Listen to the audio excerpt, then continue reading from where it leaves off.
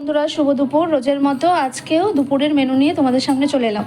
তো আজকের দুপুরের মেনুতে কি আছে দেখিয়ে দিই। আজ শুক্রবার, তো আজকের দুপুরের মেনুতে রয়েছে প্রথমে যেটা এখানে রয়েছে গরম গরম ভাত,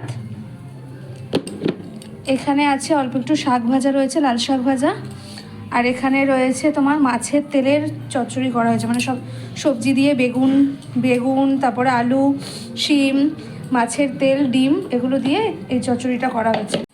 আর এরপরে রয়েছে এখানে তরকারি, এটা হচ্ছে আলু তরকারি মাছের মাথা দিয়ে ওলকপি আলু তরকারি করা হয়েছে এখানে।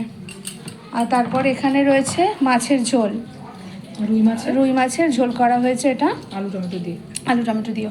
আর এখানে রয়েছে এটা হচ্ছে ল্যাঠা মাছ, লাল শাক দিয়ে ল্যাঠা মাছের পাতুরি করা হয়েছে।